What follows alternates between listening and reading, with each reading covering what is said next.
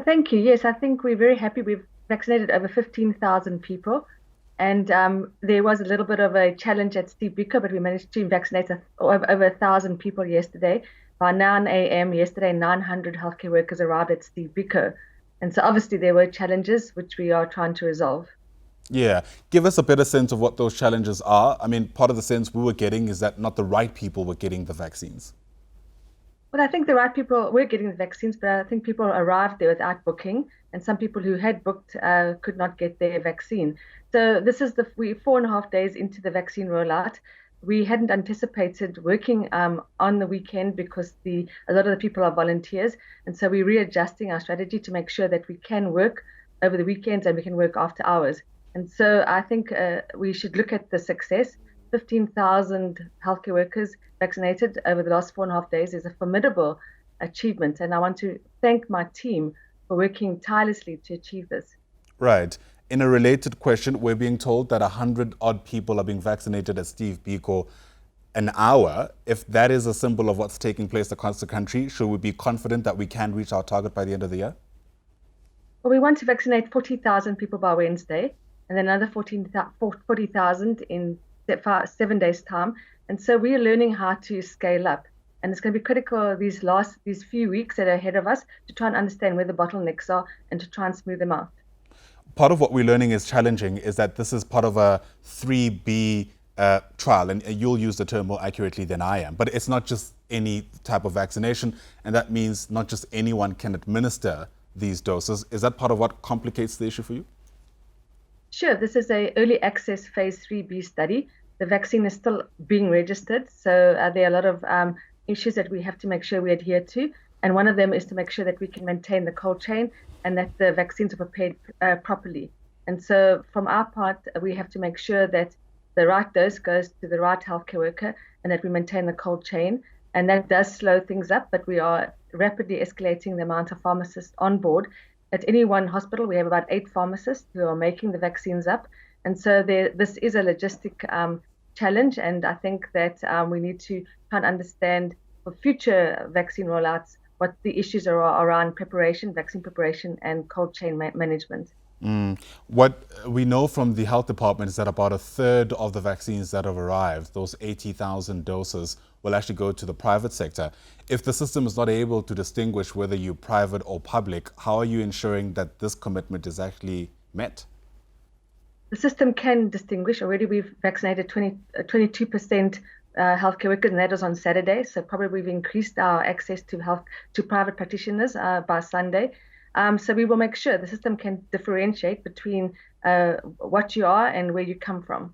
Oh, okay. That's not the impression we got from Dr. Angelique Kotsia, who spoke to us in the previous hour. Her sense is that, yes, part of the glitches are the fact that you're actually not able to tell whether someone is in the private or public sector, but more so, you also aren't able to tell what exact occupation they're in, which is why people who aren't in the front lines are receiving these doses first, we're told. Is that inaccurate? That's not true. The electronic vaccine data system can differentiate who you are, what your ID number is, where you work, what job you do. So I don't understand. Maybe she hasn't had the opportunity to look at our vaccine data system, but she should have because she actually registered. So she should know exactly what the EVDS can do because the only way you can get a vaccine is by registering. And if you're doing it yourself, you will see that asks you what you are. Are you a doctor? Do you interface with the public? Where do you work? So I'm not too sure why she said that because maybe she didn't register herself and got someone else to register her. Well, to be honest, she's not the only one. We're also seeing reports of people who are saying that even though they're not necessarily on the front lines, they've been able to get a vaccine. In fact, my understanding is that these are part of the problems that were being ventilated specifically at Steve Biko. So I'm not too sure. Lots of people came, they just arrived and they didn't register. And so obviously there's a bit of confusion. And so obviously everybody who comes to be vaccinated, we attempt to vaccinate them. We don't want to turn anyone away. And by 9 a.m. yesterday, already 900 people were there. And so I think the team are doing the best that they can. And we will iron these out. We're 4.5 days into the vaccine rollout. We want to vaccinate 40,000 by Wednesday and another 40,000 in a week's time. And so people have applied and they've correctly put their their details into the EVDS, then the right people should show up. So lots of people arrived, and we try to accommodate everyone. All right. So you're saying that even if you're not a frontline healthcare worker, if you pitched up this past week to receive a vaccine, you still got it anyway. How does that make sense when we've only got a finite amount of vaccines and the intention was to make sure that these vaccines go specifically to frontline healthcare workers? So as far as I can understand, all frontline health workers did line up. So it would be nice to see which people weren't frontline workers that did line up.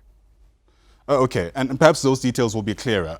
But again, this is, it's been reported in various areas and people have anecdotally shared their experience of working in the front lines, arriving to receive a vaccine and not getting it, whilst other people who are not on the front lines did. You're saying that that shouldn't necessarily have happened. Well, I mean, I think we need evidence. So all this anecdotal stuff doesn't help the rollout program. And so why would you arrive at a vaccine? So I think that all this anecdotal stuff does not help us. So we need evidence about who got the vaccine, who didn't, and should they have or should they have not. So instead of us implying that the people in the queue with us are not frontline workers, we should rather get the evidence. All right, fair enough. And hopefully once that becomes available, we can be able to get you back onto the program to help us clarify how we should treat that. But let's look forward. You've already mentioned the intention by next week is to get about 40,000 more people inoculated. Speak to us about the other orders we've made for more vaccines. Are we making headway? And if so, when can we expect those to arrive in the country? So my job is to roll out the 500,000 healthcare worker J&J Ad 26 jab. And so I'm busy with that. So maybe there are other people that are able to tell you about the other vaccines. But I do understand there are negotiations happening with Pfizer and other companies to ensure we can roll out that vaccine. But I'm busy with the J&J one. So maybe the people that are busy with the Pfizer one can let you know about those. But as I understand it, there are plans underway to execute that program. Right, that is Dr. Glenda Gray. Thanks very much for your time.